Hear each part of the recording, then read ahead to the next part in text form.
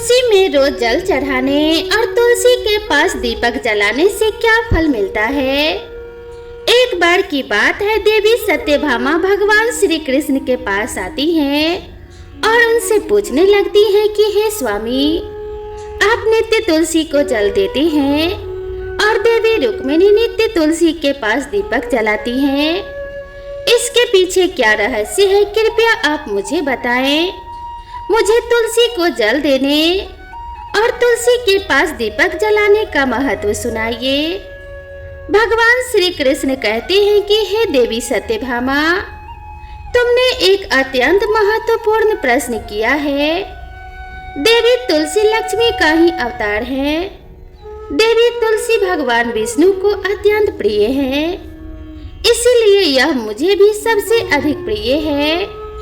मासों में कार्तिक और वनस्पतियों में मुझे तुलसी प्रिय है। जो भी मनुष्य तुलसी को जल देता है, उस पर मेरी कृपा सदैव बनी रहती है। जो भी मनुष्य तुलसी पत्र डालकर मुझे भोग चढ़ाता है, मैं उसे प्रेम से स्वीकार करता हूँ। तुलसी पत्र के बिना मैं किसी भी प्रकार का भोग स्वीकार नहीं करता। हे देवी, अब मैं तुम्हें तुलसी को जल देने और तुलसी के पास दीपक जलाने का महत्व सुनाता हूँ, इसीलिए तुम इस कथा को ध्यान से सुनो। जो भी स्त्री इस कथा को ध्यान से और पूरा सुनती है, वह सदा सुहागन रहती है। उसके घर में सुख समृद्धि आती है और दरिद्रता का नाश हो जाता है। देवी सत्यभामा कहती है कि हे स्वामी, मैं इस कथा को ध्यान से सुनूंगी, कृपया आप मुझसे यह कथा कहिए। तब भगवान श्री कृष्ण देवी सत्यभामा को वह कथा सुनाने लगते हैं। भगवान श्री कृष्ण कहते हैं कि हे देवी, मध्य देश में श्याम शर्मा नाम का एक वैश्य अपनी पत्नी के साथ रहा करता था। वैश्य के पास किसी चीज की कोई कमी नहीं थी। ईश्वर की कृपा से उसके पास सब प्रकार के सुख ऐश्वर्य थे, किंतु उस वैश्य की कोई संतान नहीं थी, जिस कारण वह सदैव ही दुखी रहा करता था। उसे वैद्य ने संतान प्राप्ति के लिए कई उपाय बताए। उसने दान धर्म किया, अनेक प्रकार के वैद्य भी बुलाए, उनसे नाना प्रकार के उपचार भी किया, किंतु फिर भी उसे कोई संतान नहीं हो रही थी। फिर एक दिन वह वैश्य महामुनि वशिष्ठ जी से मिलने के लिए उनके आश्रम पर जाता है। मुनि वशिष्ठ श्याम शर्मा का स्वागत करते हैं और कुशल मंगल पूछते हैं। तब वह श्याम शर्मा मुनि वशिष्ठ जी से कहता है कि हे मुनिवर, मैं अत्यंत दुखी हूँ। मेरी कोई संतान नहीं है और संतान के बिना मेरा उद्धार कैसे होगा। मैंने संतान प्राप्ति के लिए अनेक उपाय भी किया, किंतु मुझे संतान नहीं हो रही है। अब कृपया आप ही बताइए कि मुझे किस कारण से पुत्र की प्राप्ति नहीं हो रही है। क्या मुझसे जाने अनजाने में कोई पाप हुआ है। तब मुनि वशिष्ठ जी अपने दिव्य दृष्टि से श्याम शर्मा के पूर्व जन्म के बारे में जान लेते हैं। वशिष्ठ जी कहते हैं कि हे वत्स, पिछले जन्म में तुम्हारे द्वारा घोर पाप हो गया था। इस कारण से तुम्हें इस जन्म में संतान सुख प्राप्त नहीं हो रहा है। श्याम शर्मा कहता है कि हे मुनिवर, कृपया मुझे बताइए, पिछले जन्म में मुझसे कौन सा पाप हुआ था और उस पाप से मुक्त होने के लिए मुझे कौन सा उपाय करना चाहिए। वशिष्ठ जी कहते हैं कि हे वत्स, पिछले जन्म में तुमने जो अपराध किया था उसके विषय में सुनो। पिछले जन्म में तुम एक अहंकारी वैश्य थे। तुम्हारा जन्म धनवान कुटुंब में हुआ था। तुमने पिछले जन्म में एक गाय को अत्यंत दुख दिया था। एक दिन एक गाय भूख और प्यास से व्याकुल होकर तुम्हारे द्वार पर आई थी, किंतु तुमने उस गाय को न रोटी खिलाई, न चारा खिलाया और न ही उसे जलपान कराया। तुमने बड़ी ही निर्दयता से उस गाय को अपमानित करके अपने घर से निकाल दिया उस गाय ने अभी अभी बछड़े को जन्म दिया हुआ था और भूख से व्याकुल होने के कारण वह गाय वहीं पर मूर्छित होकर गिर पड़ी और उस दिन वह न अपने बछड़े को दूध पिला पाई। इसीलिए इस गाय ने तुम्हें श्राप दे दिया था। इस गाय के श्राप के कारण तुम्हारी ऐसी दुर्दशा हुई है। उस गाय के श्राप के कारण तुम्हें इस जन्म में संतान नहीं हो रही है। वशिष्ठ जी की बात सुनकर श्याम शर्मा को बड़ा दुख हुआ और वह स्वयं को कोसते हुए कहने लगा, हाय, यह मैंने क्या किया। एक बेचारी दुखी गौ माता की सेवा नहीं की। मैंने बहुत बड़ा अपराध किया है और उसी का दंड मुझे भोगना पड़ रहा है। श्याम शर्मा वशिष्ठ जी से कहता है कि हे मुनिवर, मुझे बहुत बड़ा अपराध हुआ है। अब मैं इस पाप का प्रायश्चित कैसे करूं? कृपया आप ही मुझे मार्गदर्शन कीजिए। मैंने जो पाप किया है उससे मुक्ति का कोई उपाय तो अवश्य होगा। मैं अपना सब कुछ देकर उसे उस पाप का प्रायश्चित करूंगा। कृपया आप ही कोई उपाय बताइए। मुझे संतान की प्राप्ति कैसे हो सकती है? क्योंकि शास्त्र कहते हैं पुत्र के बिना मनुष्य का उद्धार नहीं हो सकता। तब मुनि वशिष्ठ कहते हैं कि हे वत्स, इस पाप का एक ही उपाय है। तुम पुत्र प्राप्ति के लिए पुत्रेष्टि यज्ञ करो। इसी यज्ञ के फल स्वरूप तुम्हें संतान की प्राप्ति होगी। इस यज्ञ को संपन्न करके तुम ब्राह्मण को भोजन कराओ, वस्त्र और गाय का दान करो, तभी तुम्हें इस पाप से मुक्ति मिलेगी। तब श्याम शर्मा वशिष्ठ जी को धन्यवाद देते हुए कहता है कि हे मुनिवर, आपका कोटि कोटि धन्यवाद। मैं आपके कहे अनुसार अवश्य ही पुत्रेष्टि यज्ञ करूंगा और ब्राह्मणों को गाय का दान करूंगा। इतना कहकर वह श्याम शर्मा शीघ्रता से अपने घर लौट आता है और अपनी पत्नी को सारी हकीकत सुनाता है। फिर वे दोनों ही पुत्रेष्टि यज्ञ की तैयारी करते हैं। अनेक ऋषि मुनियों को निमंत्रण देकर वह श्याम शर्मा पुत्रेष्टि यज्ञ संपन्न करता है और उन ऋषि मुनियों तथा ब्राह्मणों को गाय का दान करता है। यज्ञ के संपन्न होने के पश्चात यज्ञ की आग से अग्निदेव प्रकट होते हैं और उस श्याम शर्मा से कहते हैं कि हे श्याम शर्मा, आज तुम्हारा यज्ञ सफल हुआ है। तुमने पुत्र प्राप्ति के लिए यह यज्ञ किया था, इसीलिए तुम्हें मेरी कृपा से एक पुत्र की प्राप्ति होगी। किंतु तुम्हारे पुत्र की आयु केवल 18 वर्ष की ही होगी और 18 वर्ष समाप्त हो जाने के पश्चात तुम्हारे पुत्र की मृत्यु हो जाएगी। इतना कहकर अग्निदेव अंतर्ध्यान हो जाते हैं। पुत्रेष्टि यज्ञ करके और अग्निदेव से पुत्र का वरदान प्राप्त करके वह श्याम शर्मा बहुत प्रसन्न तो हुआ, किंतु उसे बड़ा दुख भी हुआ। श्याम शर्मा ने सोचा, पुत्र न होने से अच्छा है कि कम आयु वाला पुत्र ही हो जाए। फिर वह पहले की तरह ही अपने कार्यों में लगा रहा।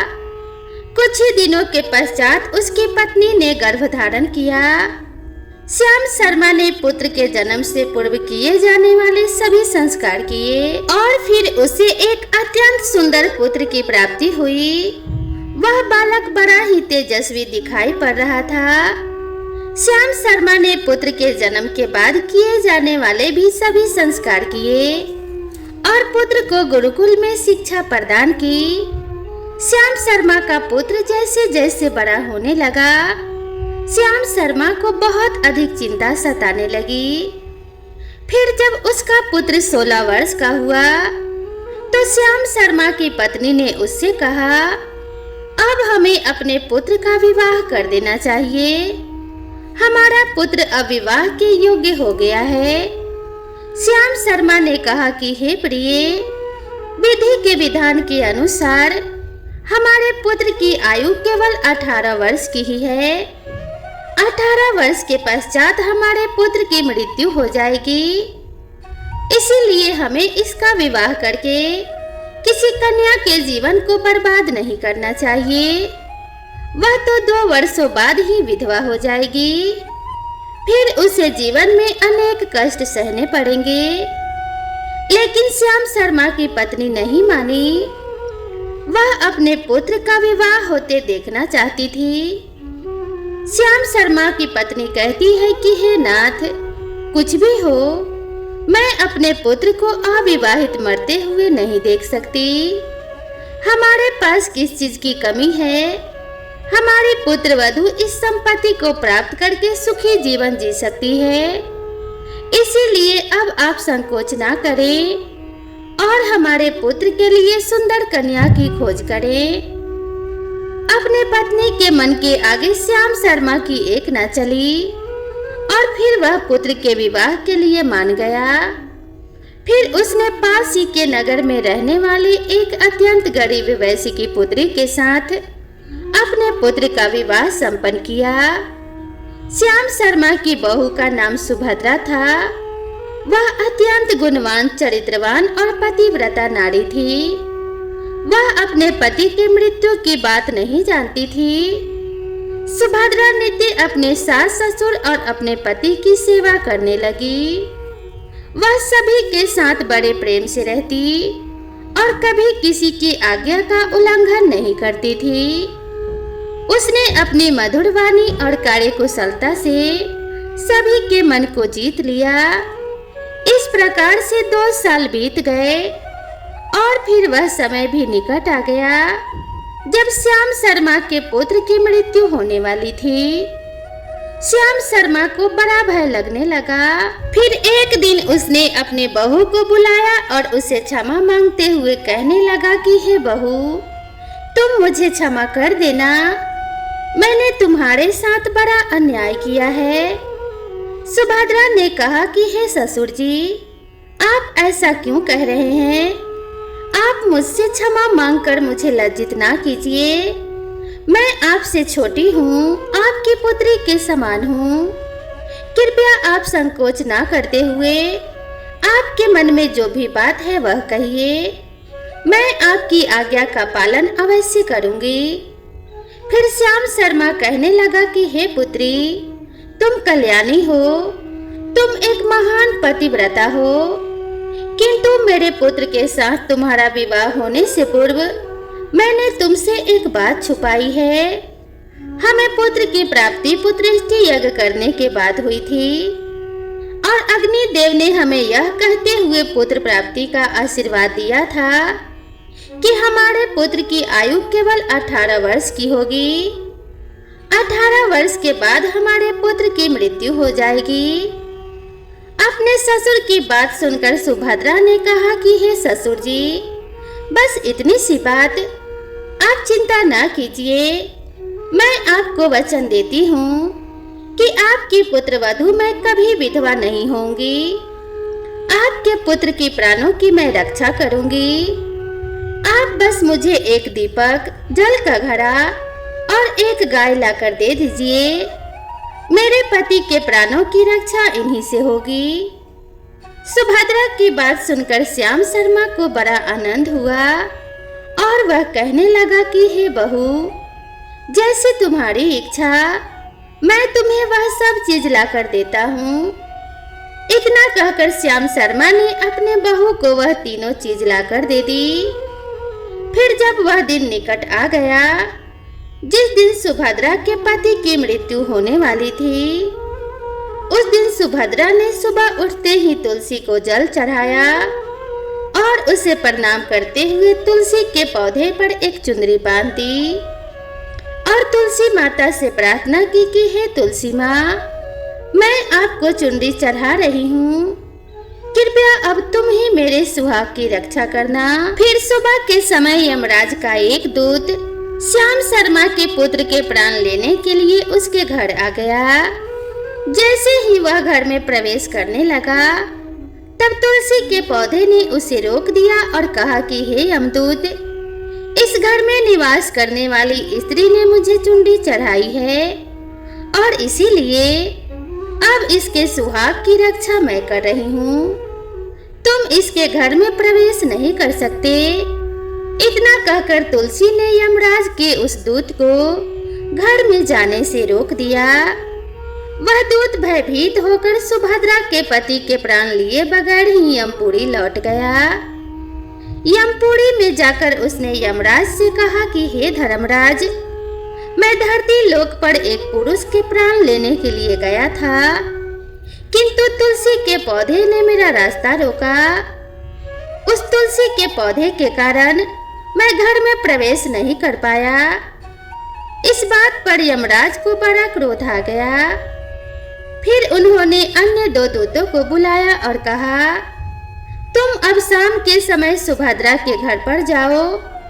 जब तुलसी का पौधा सो रहा होगा, तुम उसके पति के प्राण लेकर यमलोक आ जाना। फिर शाम के समय यमराज के दो दूत सुभद्रा के घर की ओर निकल पड़े। सुभद्रा ने शाम होते ही तुलसी के पास एक दीपक जला दिया और उस दीपक से प्रार्थना की कि हे दीपक, अब तुम ही मेरे पति के प्राणों की रक्षा करो। यह दूत मेरे पति के प्राण लेने के लिए आ रहे हैं। फिर शाम हो गई और तुलसी का पौधा सो गया और यमराज के दो दूत सुभद्रा के घर के सामने आकर खड़े हो गए और सोचने लगे, अब तो इस मनुष्य के प्राण लेकर ही हम यमपुरी लौटेंगे। जैसे ही यम के दूत सुभद्रा के घर में प्रवेश करने लगे, तुलसी के पास लगाए हुए दीपक ने उनका रास्ता रोक दिया और कहा कि हे दूतों, अब तुम इस सुभद्रा के पति के प्राण नहीं ले जा सकते। उस स्त्री ने मुझे प्रज्वलित करके उसके पति के प्राणों की रक्षा करने के लिए प्रार्थना की है, इसीलिए अब मैं उसके पति के प्राणों की रक्षा कर रही हूँ। इसीलिए तुम आज उसके पति के प्राण नहीं ले जा सकते। तुम यहीं से लौट जाओ, नहीं तो मैं सब कुछ जलाकर भस्म कर दूंगी और मेरी अग्नि में तुम दोनों भी जलकर भस्म हो जाओगे। उस दीपक की बात सुनकर यमराज के दोनों दूत अत्यंत भयभीत हो गए और फिर से लौट करके यमराज के पास चले गए और वहां पर जाकर उन्होंने यमराज को सारा वृत्तांत सुनाते हुए कहा कि हे यमराज, आपकी आज्ञा का पालन करते हुए हम दोनों शाम के समय उस पुरुष के प्राण लेने के लिए गए थे, किंतु तुलसी के पास लगाए हुए दीपक ने हमारा रास्ता रोक लिया।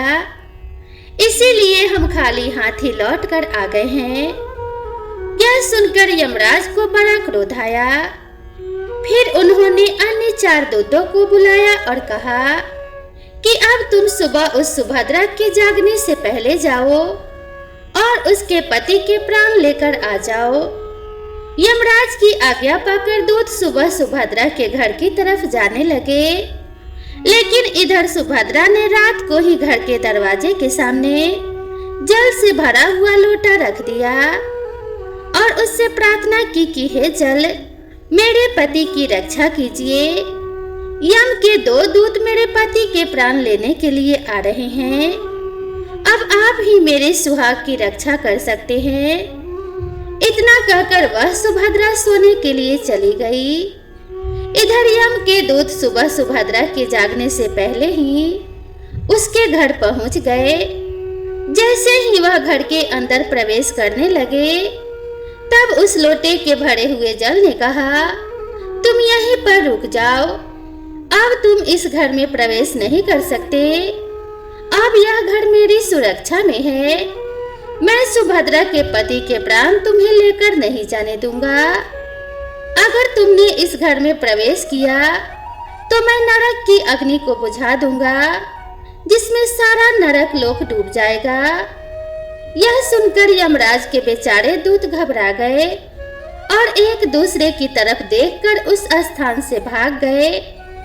वे सभी यम के दूत यमराज के पास लौट गए और उनसे कहने लगे कि हे धर्मराज, आपकी आज्ञा का पालन करने के लिए हम चारों सुबह सुभद्रा के जागने से पहले ही उसके पति के प्राण लेने के लिए पहुंच गए थे, किंतु सुभद्रा के घर के बाहर रखे हुए जल के लोटे ने हमारा मार्ग रोक लिया और इसी कारण से हम उसके घर में प्रवेश नहीं कर सके। अब यमराज को बहुत अधिक क्रोध आ गया।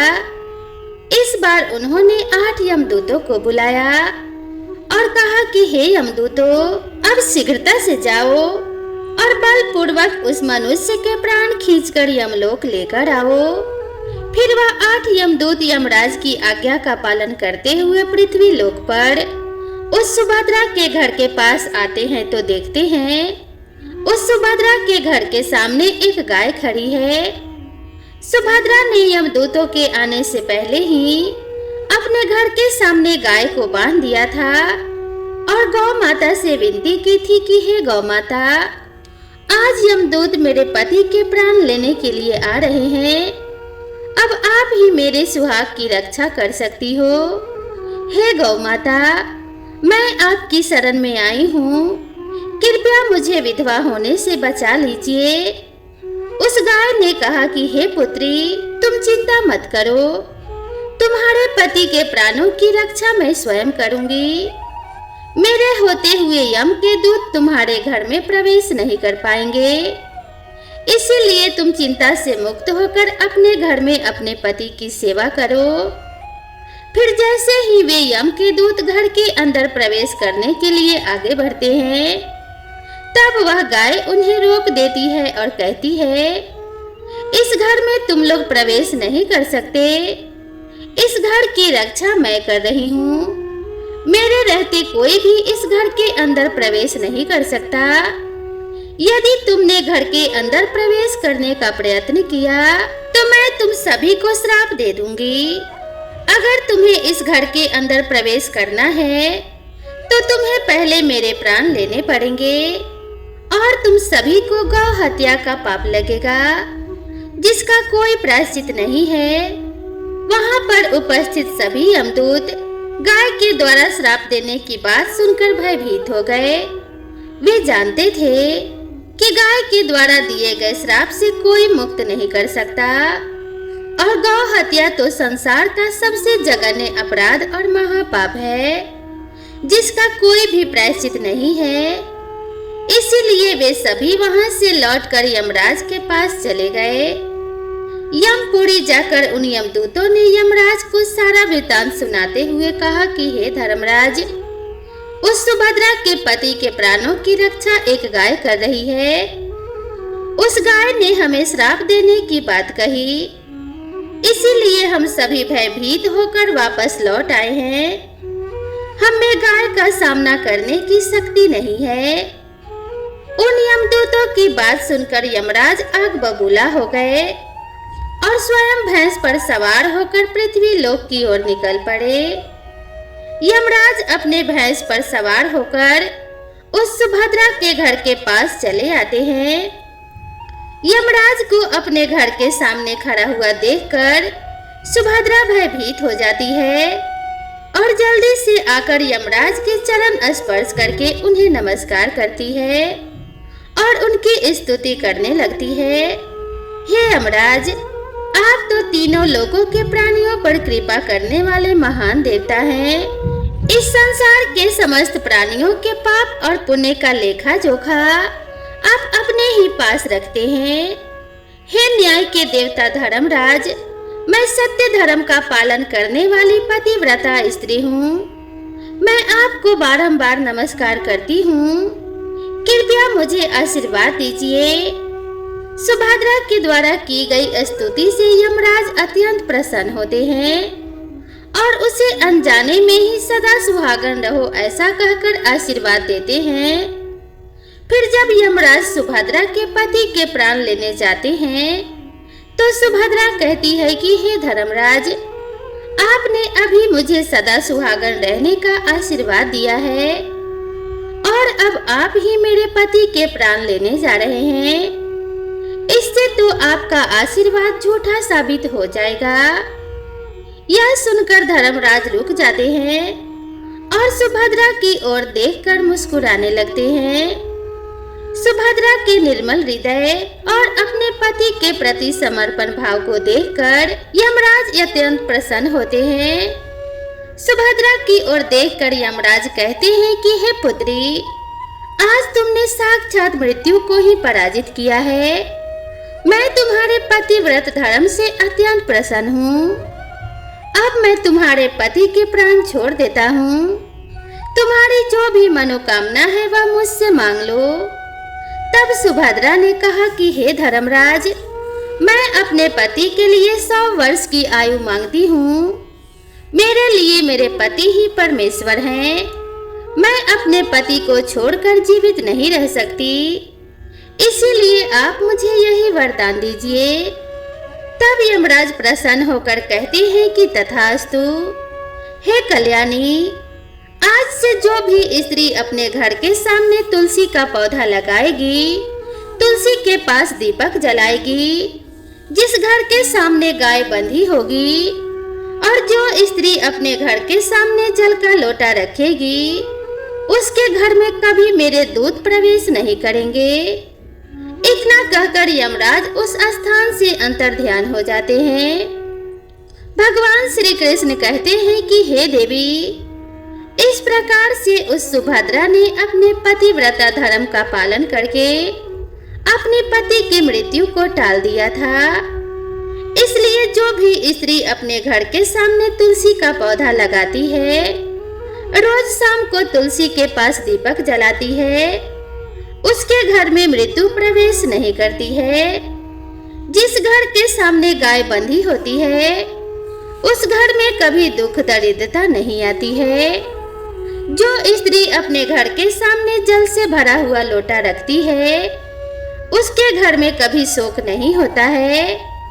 तो दोस्तों, इस प्रकार से भगवान श्री कृष्ण ने देवी सत्यभामा को तुलसी के पास दीपक जलाने का महत्व सुनाया। तो प्रेम से बोलिए जय श्री कृष्णा, राधे राधे। दोस्तों, आपको ये कथा कैसी लगी कृपया कमेंट करके जरूर बताएं। वीडियो पसंद आया हो तो वीडियो को एक लाइक जरूर करें और कमेंट में जय श्री कृष्णा अवश्य लिखें। तो मिलते हैं इसी तरह की नई कथा और नई कहानी के साथ। तब तक के लिए नमस्कार।